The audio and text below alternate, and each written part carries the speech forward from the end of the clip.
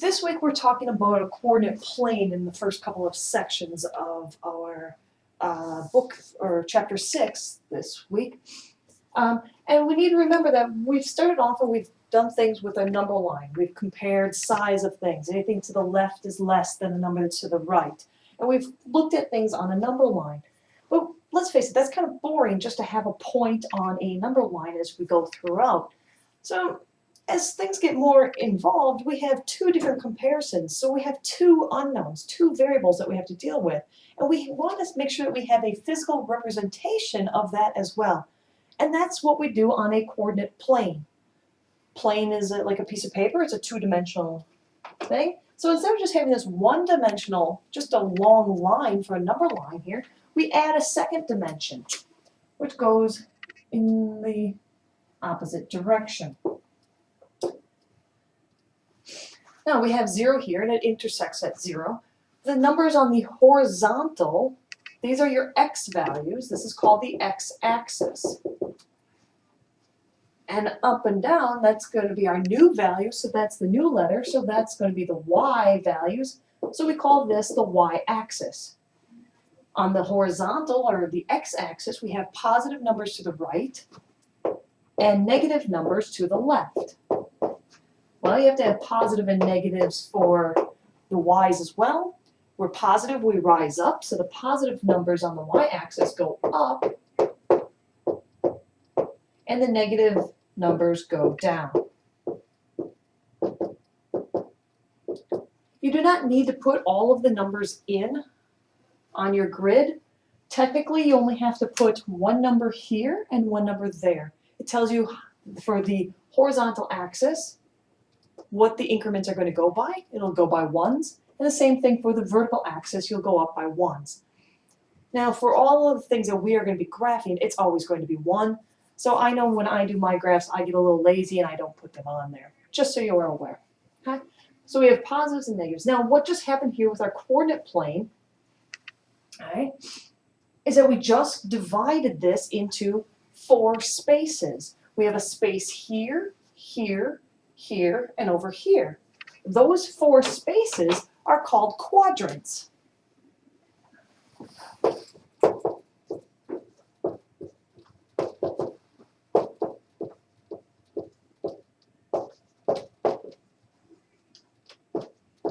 It's the spaces between the axes. Axes is plural of axis. We change the I to an E and it's pronounced axes. We identify the quadrants by Roman numerals. So where we are positive in our x and positive in our y, that is quadrant 1. Where we are negative with the x and positive with the y's, that's quadrant 2, Roman numerals. So I is the Roman numeral for 1, 2 i's, and they kind of connect the tops and the bottom, is the Roman numeral for 2. And then we continue in this counterclockwise fashion, and down here is the Roman numeral 3, which are 3 i's, and they connect top and bottom, usually. And over here would be quadrant 4. Now that's not 4 i's. 4 is the number that's 1 before 5. And we like to know our multiples of 5. It's easier to group things in our 5's. So 1 before 5, 5 in Roman numerals is a V. And I want 1 before it. So it's I, then V for Roman numeral 4. You always identify your quadrants by Roman numerals. All right? So those are the quadrants on the space. So what's all about this? Well, it's called a coordinate plane. It's also called a Cartesian plane, off of a French philosopher and mathematician, René Descartes. But we also just know it as our coordinate or rectangular plane. And we are allowed to identify spaces on here. Those spaces are called points. We locate certain areas called points. Points are also called ordered pairs. Ordered pairs. And they're also called coordinates. Find the coordinates of it. Those all mean the same thing. Now, our points, or these ordered pairs, these coordinates, is finding a location on here. And we need to know exactly how to find that location. Now, when we were first learning how to play the fun game of Battleship, remember we put our little ships down and we had the little board and somebody would say, F7. And you're like, hit, right? Because you found F on the one side and 7 on the other, and you saw where the two connected, and you saw if your ship was there or not. If it was there, it was a hit. If it wasn't, it was a miss. Well, we do the same thing here in math land. The problem is we don't really care for numbers all that much to have numbers as one of our sides. So we have numbers and numbers instead of numbers and letters. That's why our location has to be in a specific order. And that's why we have an ordered pair. Because I have to say, well, am I doing this 2 or this 2? So it's an ordered pair. We always go alphabetically whenever possible in math land. So our point is going to be an x value followed by a y value. So if I have the point, we'll label it A. We label points by capital letters. If I have point A at 1, 2, buckle my shoe, we would start here where the two axes meet. That's called the origin, the beginning of all things. It's the origin. We start there, and I'm going to go 1 on the x. The x, once again, is left and right. So I go 1 on the x, and then from there, I go 2 on the y. So from here, I go up 1, 2. Now where those meet, the 2 on the y and the 1 on the x, where they meet is my point. That would be point A. If we did another one, say we had point B at -3, 4. We do the exact same thing. We start at the origin where the two axes meet. And in this case, we're going to go to the -3. So I'm going left. You always go left or right first, and then up or down from that spot. So -3 on the x, 4 on the y, and where those two meet, that's my point B. What if I had the point, let's see, point C we'll put at 0, -5. Well, 0 means I don't move left or right, so I'm going to stay right here, and then I'm going to drop down 5. So I'm on the y-axis for point C, because the first coordinate was 0. What if the second coordinate was 0 instead? What if it was 2, 0?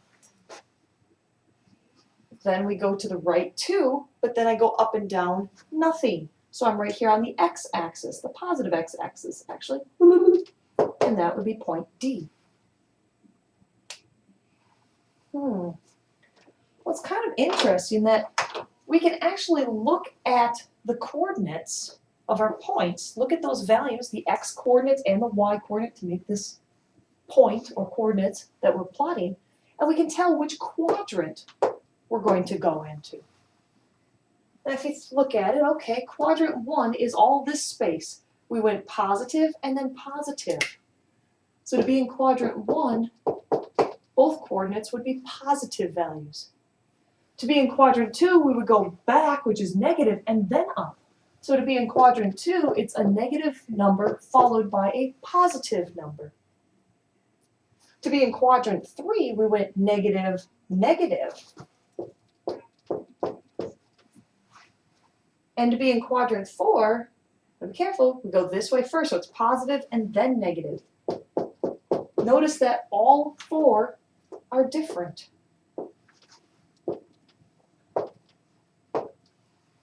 And you make little smiley faces. This one's squinting at you. He. Those are winking. And that one's dead or drunk. All right. So we can identify which space it is. Well, then here's the question. Which quadrant is this point C in?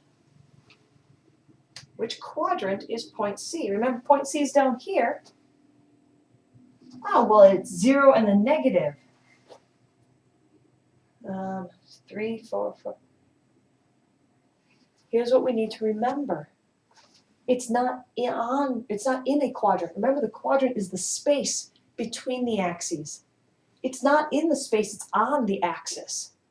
So this would be not in a quadrant, but on the negative y-axis.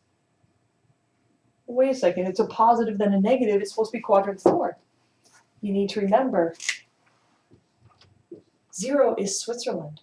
It's neither positive nor negative. It's neutral. There is no sign attached to 0. It's neutral. It's that spot where we go from positive to negative. It's the fence between. It does not have a value. So to plot a point, you're given a value that's an x and a y. X and a y. We go left or right first, then up or down. Where those two numbers meet, you make your point.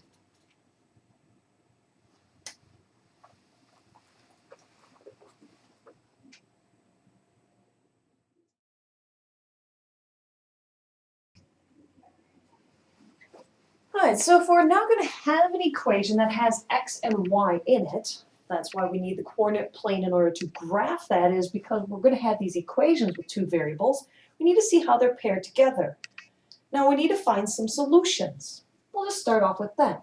A solution to an equation with two variables is any point, that's a coordinate, an x and a y value together, that makes a true statement. Remember, this is a mathematical statement. It's a mathematical sentence. For it to be true or to be equal, the left side has to equal the right side. So that is what we mean by a true statement. The left side has to equal the right side. Right? Now, a solution to the equation is any point. There's more than one solution to an equation with two variables. There's actually an infinite number of solutions. But we're just going to look at smaller portions right here. If I have this equation, y is equal to 2x minus 5, and I want to know, is the point 4, 3 a solution? Well, this is what we need to do. We need to remember that a point is an x and a y value. So the 4 is an x and the 3 is a y value. Notice that the points are always in parentheses. That is proper notation for a point. Technically, it's not a point or a coordinate if it's not two numbers in parentheses. So we have x is 4, y is 3. So here's an equation that has the x and a y. I'm going to replace the x and the y with the appropriate numbers and simplify. If the left side equals the right side, I have a true statement. Therefore, the point is a solution. If the left side does not equal the right side, then I don't have a true statement. So it's not a solution to the equation. So we substitute it in. Remember to be careful. Y comes first in my equation here, but in the point, y is the second value. So y is 3, so here's a y. I'm going to replace that with 3 is equal to, now I have 2x. Remember, a number and a letter mushed together like that means multiplication. So it's 2 times my x value. To indicate that I'm multiplying, I now have to use my parentheses. Because if I just put the next number, the 4 in there, it looks like the number 24. And that's not what it is. It's 2 times that 4. Right, so I replace the x with the x value of 4, and then finish my equation by subtracting 5. Now I have two sides of an equation. We want to simplify. We are not solving because there's no unknown in here. We are simplifying each side. When we simplify this expression on this side and this expression on the other side, simplified expressions mean that we are going to be using our order of operations. So we have this multiplication and then we have subtraction. According to our order of operations, we do that multiplication first and then the subtraction. So the left side doesn't have anything but this 3. It's just going to keep coming along for the ride. 2 times 4 is 8, and then we subtract 5. 8 minus 5 is 3. The left side equals the right side. It checks. So my conclusion from this is that yes, 4, 3 is a solution because it made a true statement. The left side equaled the right side. Well, how about this one? Is the point 0, -5 a solution to this equation? Well, we get to do the exact same thing, but we replace the x and y's and put in different values. In this case, we have y being -5, so I'm going to replace the y on this side with -5, and the x is 0, so we replace the x with 0. And then once again, simplify. We have negative 5 is equal to 2 times 0 is our favorite, that's 0. 0 minus 5. If I have nothing and I take 5 away, I'm now in the hole.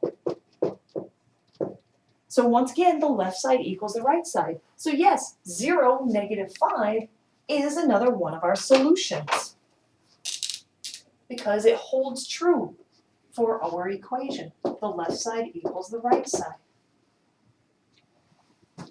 Let's try another one. 2, 1, is that a solution? Once again, have the same base, we're just replacing the numbers. Be careful here. It's not 2 that goes in first, it's the 1 because the second value is your y. And I'm replacing y with the 1. Replace x with 2. And once again, we simplify. 2 times 2 is 4. And we're still taking away 5. We have 1 is equal to 4 minus 5. If I have $4 and I'm taking 5 away, I'm at negative 1. Make sure that you're doing the math in your head on that one. So does 1 equal negative 1? No, it's not the same thing. That's not equal. That's a false statement. So 2, 1 is not one of our solutions to this equation. Now, in this equation, y was all by itself on the left side. That's not always the case. Sometimes you have x and y together on the same side. Let's try one of those next. So here's another example that has x and y on the same side of the equal sign. And to make things a little bit more entertaining, we also added a subtraction sign. So we have 3x minus y. That's the relationship between x and y, and it's going to equal 4 to be a true statement. So our first point is 2, negative 3. Once again, we need to remember that the first digit is our x value, and the second one is the y value. This always goes alphabetically in your point. So if you had an equation that didn't have x's and y's, maybe it had p's and q's, you would do p first and then q. It's always alphabetical. So in this case, we have x and y. Our x is 2, so here's an x. I'm going to replace that with 2. Once again, the number and the letter mushed together means that we are multiplying. So we want to make sure that we are still multiplying.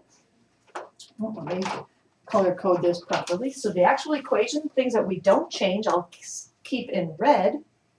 And then I will change the variables into the numbers. So we have 3 times, and my x value we said over here once again is a 2, minus my y value. Now my y value is a negative 3. That's not the same as this subtraction. This subtraction is from the equation. I'm subtracting y. The y value that I'm subtracting is negative 3. The formula had subtraction, so I still need to subtract. So remember, what's in red is from your original equation.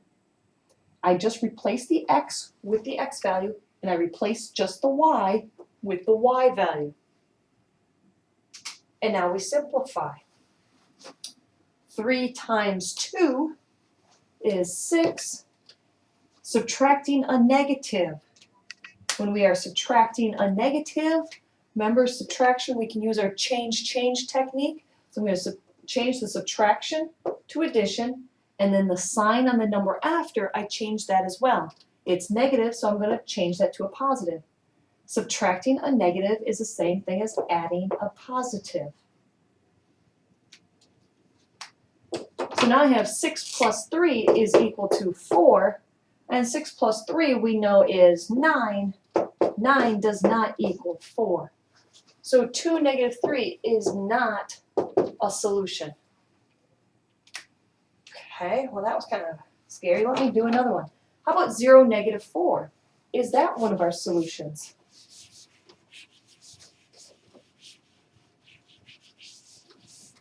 Okay. Put in our original problem. You can see it's 3x minus y is equal to 4. We still have that same setup, but now I need to replace it. My x is 0, so the x value went first, so here's my 0. The y is a negative 4. Once again, the y value is negative. That's not the same thing as the subtraction. That subtraction is part of your original equation. I'm just replacing this y, and I'm replacing it with the number -4. Once again, we simplify from this point. 3 times 0 is 0. Subtracting a negative, change, is the same thing as adding a positive. 0 plus 4 is 4. 4 equals 4. That's a true statement, which means that 0, -4 is one of the solutions to the equation 3x minus y is equal to 4. All right. Let's try one more just to make sure that we're on the right page. My last point is -2, 2.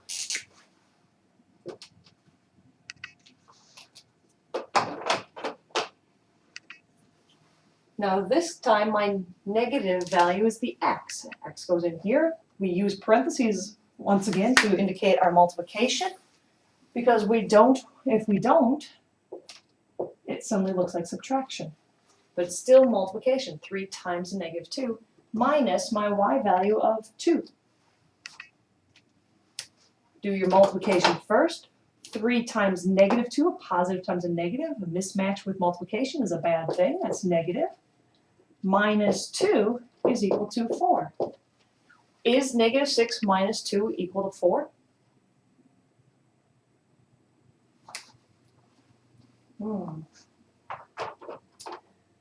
Well, with this being subtraction, you can think of that as change. I'm adding a negative and a negative. When we add two of the same signs, we add the numbers and keep the sign. So 6 plus 2 is 8. Keep the sign, so a -6 minus 2 is the same thing as a -8. -8 does not equal 4. That is not a solution. Now there are an infinite number of these pairings that are solutions though. In the last example, we had 2 of them that came out to be solutions. Here there was 1. We can find solutions for the equation. We can find, once we know what one of the variables is, find an x, we can find the y that goes with it to make a solution. And that's our next step.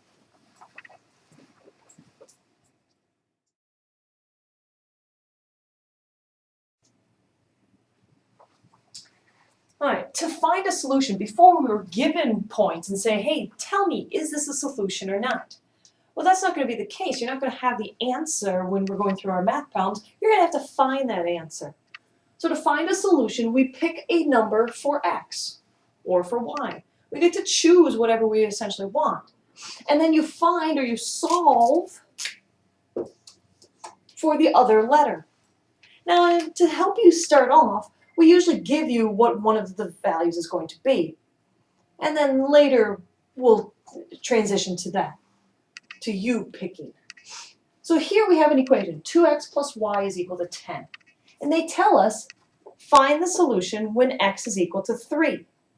So I know that x is going to be 3. And what it's asking me to do is to find out or to finish that point.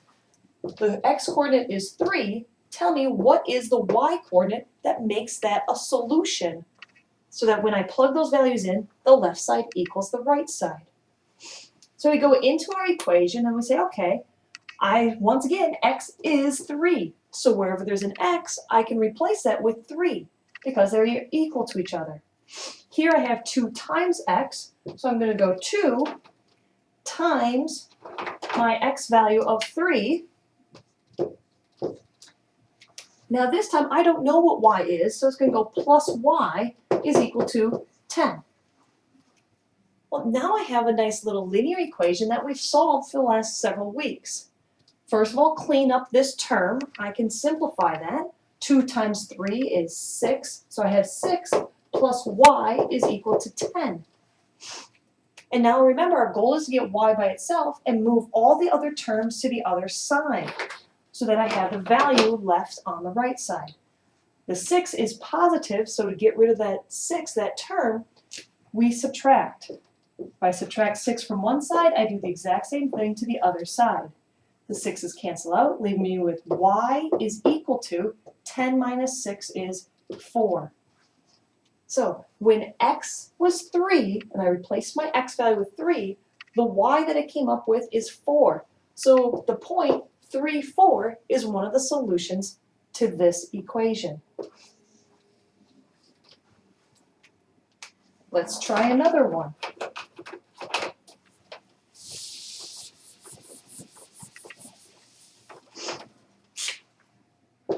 I have 5x plus y is equal to 7. What about this time I give a y value? Find x when y equals -8. Well, now my final answer is going to be some value for x and then -8 for y. So it's going to be a point that looks like that. We go through and we solve it the exact same way. We don't know x, so I'm going to keep that first term as 5x. I'm adding, now I replace my y with -8. So I take the y out and put -8. If you want to, you can put parentheses around that -8 to make sure that you don't lose that negative. That's the way that your book likes to write it, but they aren't necessary in this case. Equals 7. Now, this is going to be a little bit harder to solve because we have to do a little bit of thinking here. I need to get the 5x by itself. Oh, so I'm adding, so I'm going to have to subtract. Well, wait, what are we adding? We're adding a -8. What do I need to do with a -8 to make it into 0? $8 in the hole, I have to add $8 to my account to get back to even. So this is a -8. I need the opposite of a negative, which is a +8. And do the same thing to both sides. So now I have 5x, -8 plus 8 is 0, is equal to 15. Now to separate the number from the letter as they are multiplying there, we divide to conquer. So divide both sides by 5. We end up with x is equal to 15 divided by 5 is 3. That's our first value. So the coordinates that's a solution with y being -8 is the point 3, -8. That's not so bad. How else might they write this? Because sometimes they don't like to give you this whole value like that. Sometimes they do the same type of problem, but they write it a little bit differently. Another way that they write the same type of problem is to say, okay, what if I have 4x plus 3y is equal to 11? And what they might do is off on the side, they might say, okay, so one of my points is 5 and a box, and another one of my points is a box and 2. Essentially, it's asking you to fill in the box. Now, this is 2 different problems. So we have to just work it one at a time. In the first problem, they're saying x is 5 because x is your first value. And the box is in the y spot. So it's essentially like that first example we did, given an x value, find the y. So here's x, I replace it with the value of 5. So I have 4 times 5 plus 3y will equal 11. Clean up our term. 4 times 5 is 20. 20 plus 3y is equal to 11. 2 terms are alike. They're on opposite sides of the equal sign. So you have to move this to the other side. Whenever you move a term across the tracks, you have to do the opposite. The opposite of a +20 is a -20. So I'm subtracting 20 from both sides. 3y is equal to, I have $11 and I take away 20, I'm now $9 in the hole. To get the y by itself, I have to separate it from the 3. The 3 and the y are multiplied, so we divide to conquer. Divide both sides by 3. Y is equal to negative divided by positive is negative, and 9 divided by 3 is 3. So in this first box, the point would be 5, -3. For the second part of the same problem, we do the same type of procedure, but you have to remember that in this part, they are giving you a y value, and you need to solve for x. So that was like our second example before. So let's get rid of this. It's the same equation, but now I'm solving for the x. So it's 4x plus 3 times, and my y value is a 2, equals 11. We go through the same procedure for solving. Simplify our term first. Move that to the other side to get all of your like terms on one side. It's a positive 6, so we will subtract 6. 11 minus 6 is 5. And then we divide to get the x by itself. Divide by 4, divide by 4. X is equal to, oh, I can't take 5 and divide it by 4. You're right. There's your answer. Don't do more work than you need to. No decimals. There was no decimals in our original problem. We do not put decimals here.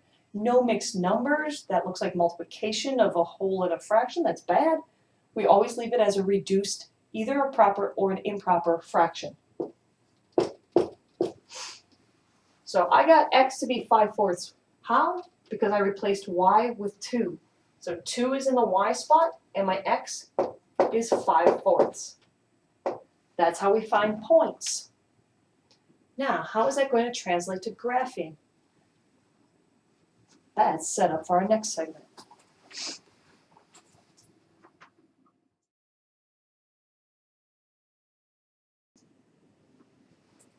To graph a linear equation, we need to have some of those solutions, some of those points. Now, they've proven, and so you can just believe that it's true, that 2 points determine a line. But let's face it, 3 points make it that much better. So we are going to find 3 solutions. Why? Well, what if one of our solutions was wrong? We can't tell if we only have 2 solutions. So we're going to find 3 solutions to the equation. Then you just plot those 3 points and connect the dots. Those are the 3 steps to graphing a linear equation. Find 3 solutions, plot those points, left and right first, then up and down, and then connect the dots. And you'll notice that because these are linear equations, the dots will line up in just that, a line. And if they don't, if it's not that you could put a ruler down and draw a nice straight line through them all, one of your points is wrong. That's why we do 3 points, to make sure that we're right. So how do we find those 3 solutions to the equation? That's the so-called hard part. Let's look. Now, as we stated before, to find a solution, we get to choose or pick a value for one of our letters, either x or y, and then solve for its partner. So every solution is a point. It's an x and a y. It's a pairing. There's a partnership there. Now, normally we would go through and say, okay, choose 0, 1, and 2 for your x value and find out y. The problem in this problem is if I choose 0 for x, y ends up being 9. That's kind of a big number, and I'm not quite sure if my grid goes up that high.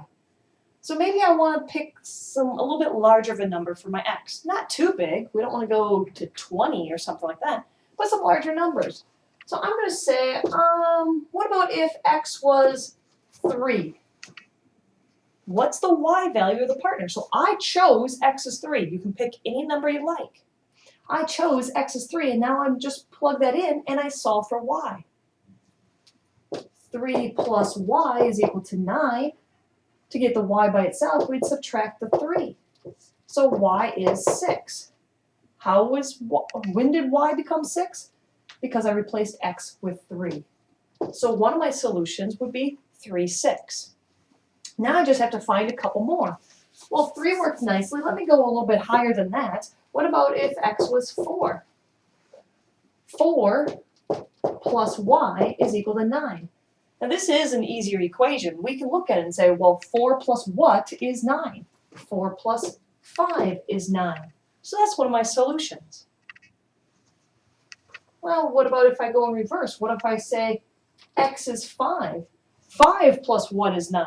Well, now I have the point 5, 4, because 5 plus 4 is 9. Now you can do that in this particular equation, but don't rely on that for all of them, as I'll show you in a little bit.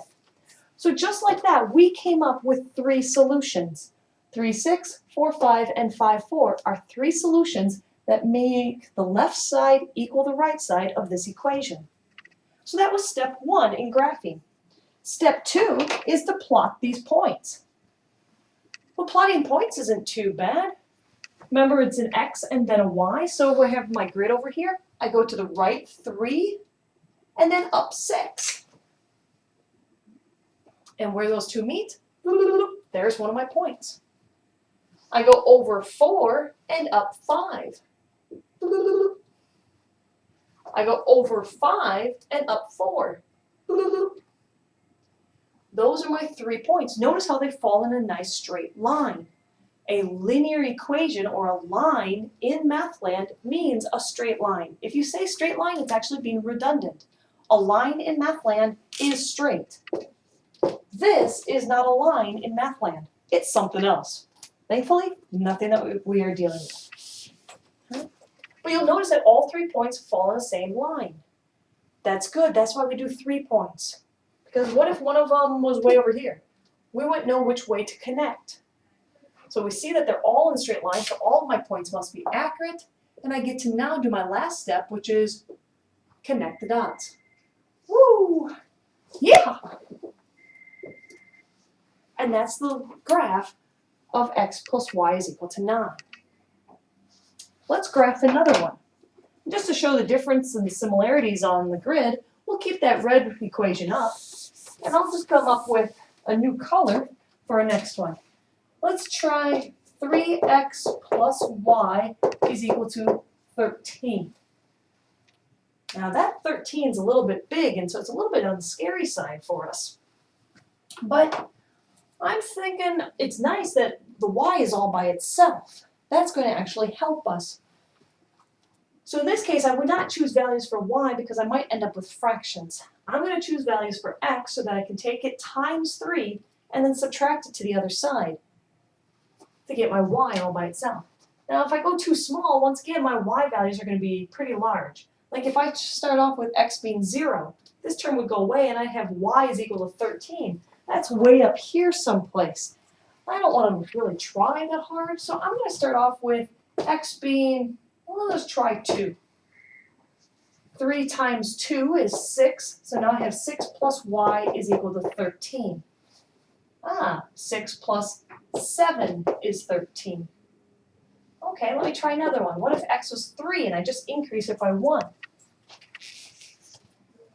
3 times 3, because I replaced my x with that value, is 9. 9 plus y is equal to 13. 9 plus 4 is 13. So my y value would be 4. Let's put 4 in for x. 3 times 4 would be 12. 12 plus y is 13. 12 plus 1 is 13. So now I have my 3 points. This was a green equation, so I will plot my points in the green to compare those. The first point is at 2, 7. So once again, we start in the middle, we go to the right 2, and then I'm going to go up 7. 1, 2, 3, 4, 5, 6, 7.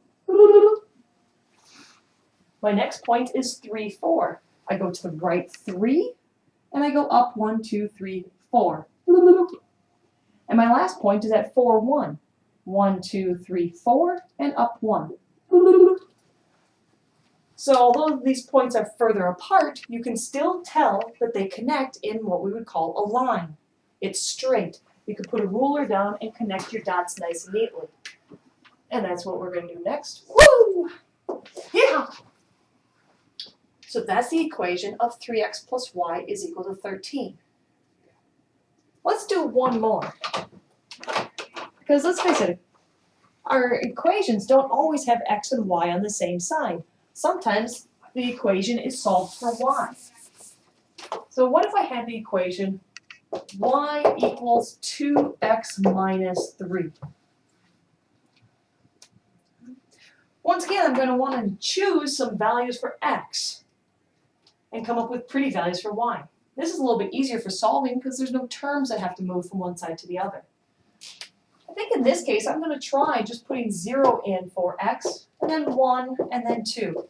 When in doubt, those are the values that you want to choose for x. 0, 1, 2. They're positive, and they're small, and easier to manage. If I replace the x with 0, I'd have 2 times 0 minus 3. Well, 2 times 0 is going to be 0. 0 minus 3 is just negative 3. Now I replace my x with 1. So it's going to be 2 times 1 minus 3. 2 times 1 is 2. 2 take away 3 is a negative 1. Last one, I'm replacing x with a 2. So I'm going to have 2 times 2, which is 4, and then take away my 3. 4 minus 3 is 1. Here are my 3 points to plot for this equation. So we go over to our graph and we plot those. 0, negative 3. Remember, you start at the origin. I'm going to go left and right, nothing, and down 3. My next point, I go to the right from the origin, to the right 1, and then down 1. And my last point, I go to the right 2 and up 1. Once again, you can see that your points all fall in a nice straight line. So then we connect the dots. Woo! Yeah! So to graph an equation of a line with two variables, choose either an x or a y value, most likely a 0, 1, 2, something that's fairly small, plug it into your equation and find its partner. If x is 0, what's the y that makes a true statement? Solve for that. When x is the new value, what's that y value? Solve it again. Do it one more time. Once you have 3 points, plot those 3 points, and then have fun connecting the dots. And that's the 3 steps to solving and graphing linear equations.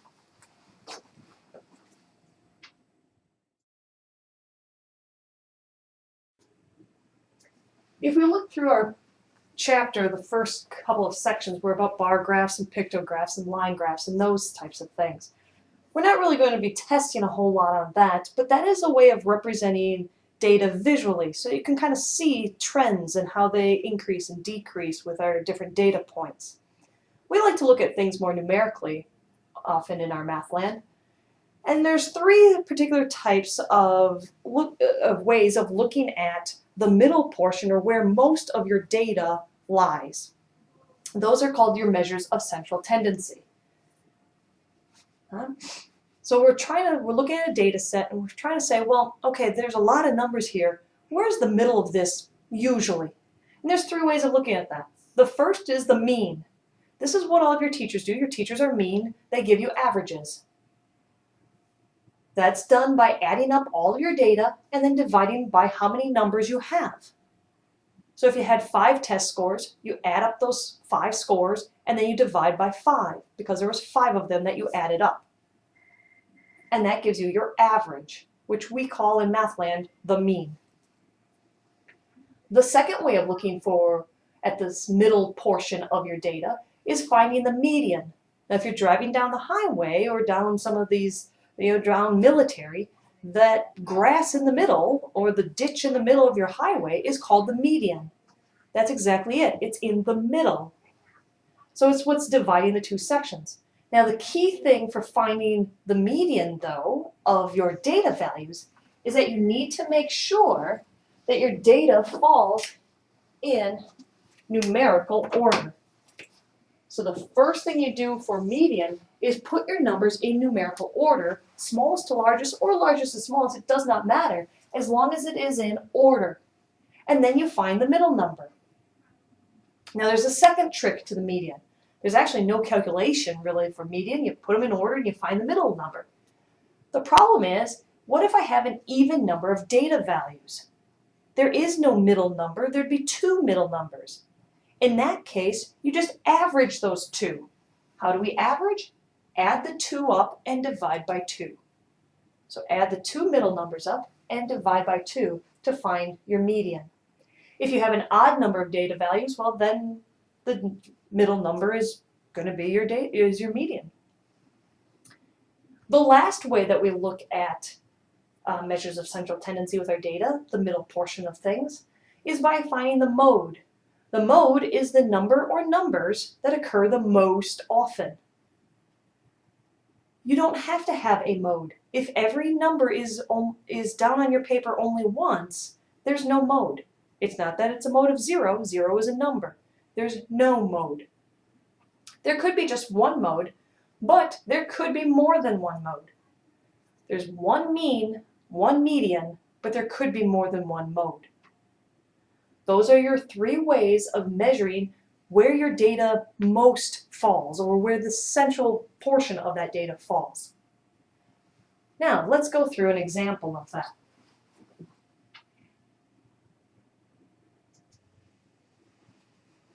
So let's say it says find the mean, median, and mode, and it gives you this data set: 20, 14, 13, 19, 18, 18, and 17. All right, well, I know that eventually I have to find the median, and so I know I have to put my numbers in numerical order. And that's going to also help for me to find my mode, because all the numbers that are the same would be next to each other.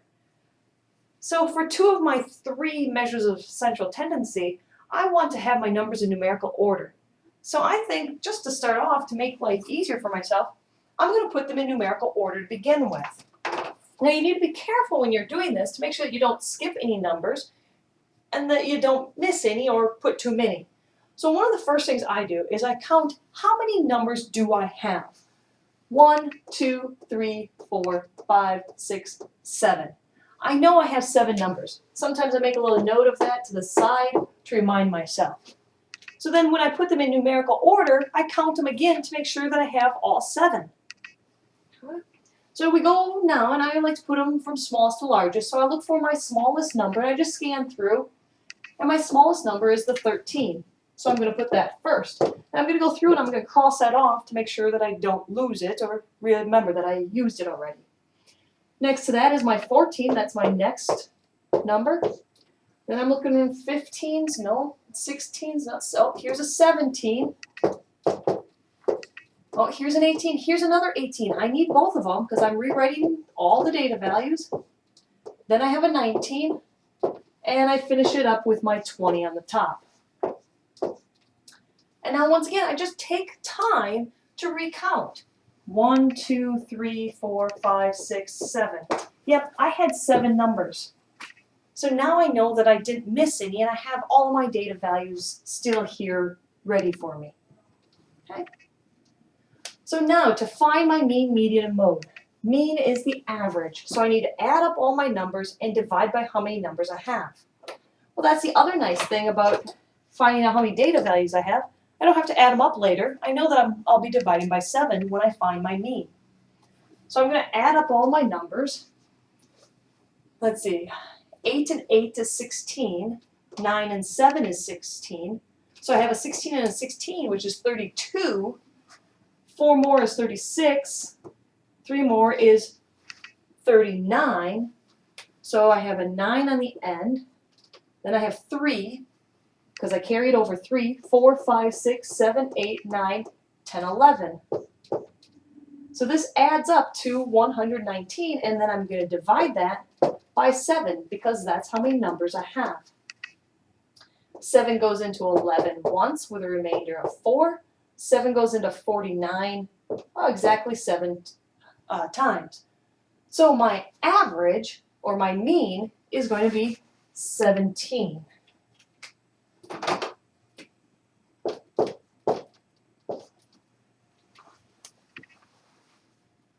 Now, to find the middle number, or my median, I play chopsticks.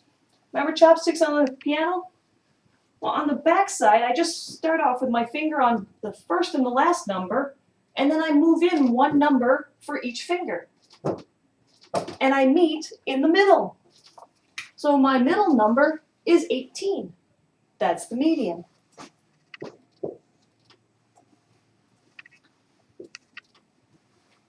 To find the mode, I look for repeat numbers. Which occurs the most? 13 is here only once. 14 is only once. 17 is only once. 18, there's 2 of those. 19 only occurs once, 20 only occurs once. So the number that occurs the most often is 18 because there's 2 of them. That's more than any of the other numbers. So that is my mode, 18. That is how you find your mean, median, and mode.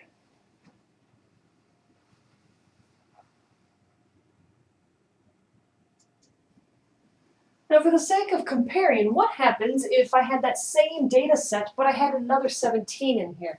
So now my numbers are 13, 14, 17, 17, 18, 18, 19, and 20. How will that change things? Well, mean, we're going to add them up, but now we have 8 numbers that we'd be dividing by, not 7. And because I added another 17 in there, it actually ends up still having an average of 17. But you guys could add that up and divide it yourself to make sure. I'm not so worried about the mean. I want to look at the median and the mode for this particular problem. Now the median, remember, is the middle number when we are in numerical order. And I inserted the 17 in the correct spot to keep it in correct order. Now if I do my same little chopsticks thing and I start with one finger on the last number and one finger on the first number, and I move in one number each, I notice that my fingers don't meet. They end up on 2 different numbers. So that means that I don't have that single middle value, but I have 2 numbers here. I still have a median, but now I have to calculate it. In order to calculate it, I add these 2 numbers up and divide by 2. Remember, when you have an even number of data, 1, 2, 3, 4, 5, 6, 7, 8, 8 is an even number of data, we average just the middle 2 to find the median. So I'm going to go 17 plus 18 and divide that by 2. 17 plus 18 is 35. Divide that by 2 would give us 17 and a half. Here's the great thing about statistics. We get to use decimals. So the median in this case is going to be 17.5. Now, what about the mode for this problem? The mode is the number that occurs the most often. We said before there's 2 18s, so 18's a mode. But I also have 2 17's. They both occur the most often, not because they're both repeated, but because both of them have only 2 values. So in this case, there's 2 modes. 17 is a mode and 18 is a mode.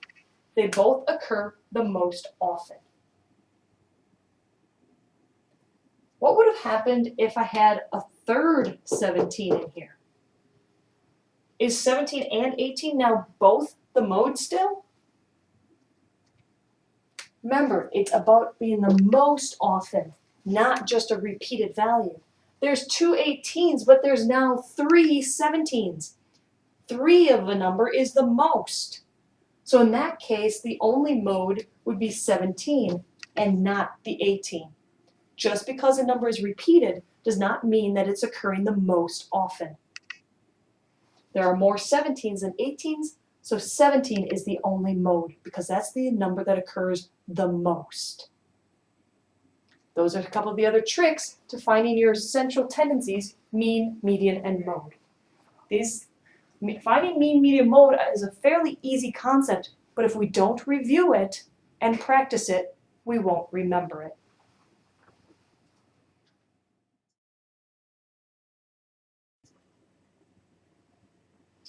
The last section in this chapter is about probability.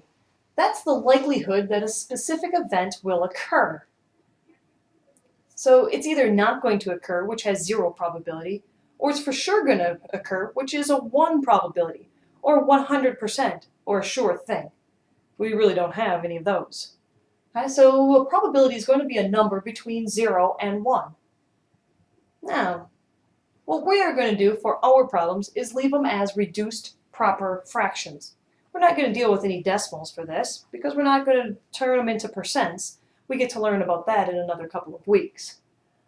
So simply put, a probability is equal to the number of successful outcomes divided by the total number of outcomes. Let's think about this for a moment. Say I'm rolling a die. Okay? A normal 6-sided die. what's the probability of rolling a 2? Well, you need to count the number of successful outcomes as your top. So how many sides of the dice, or of that die, has a 2 on it? There's only one 2 on a die. So there's only one successful outcome. And now you divide that by how many total sides are there on a die? 4 going around, then your top and your bottom. So that makes 6. So the probability of rolling a 2 with a single die is singular, dice is plural, is 1 out of 6, or 1/6.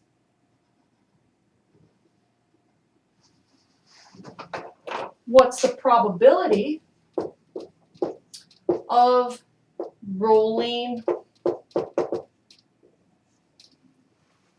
an even number? How many even numbers are there on a die? Well, the numbers on a die are 1, 2, 3, 4, 5, and 6. Which ones are even? How many numbers are even? 1, 2, 3. There are 3 successful rolls to rolling an even. I could either roll a 2, a 4, or a 6. There are 3 options. So 3 choices that are successful. Once again, how many total outcomes are there on the die? 6. But then, of course, you reduce. Now, remember when you're reducing with 6s and 3s, we don't subtract, we are dividing.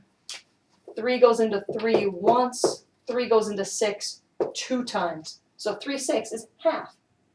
So the probability of rolling an even number is 1/2. Or 1 out of every 2 rolls should be an even number. That's not to say that it will be an even number, but it should be. So if you roll the die 1,000,000 times, 500,000 will be even. The more examples you give, the more accurate you are. Now that's just rolling a die.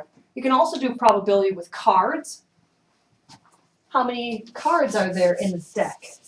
So your total number of outcomes when it comes to cards, playing deck of cards, there are 52 cards in a deck. There's 4 different suits. Those are hearts, diamonds, clubs, and spades. 4 different suits. And there's 13 in each suit because there's the ace, 2, 3, 4, 5, 6, 7, 8, 9, 10. And then you have your jack, queen, and king. So essentially 1 through 10, and then 11, 12, 13. So you have 13 in each suit. 4 times 13 is how you get your 52 total cards.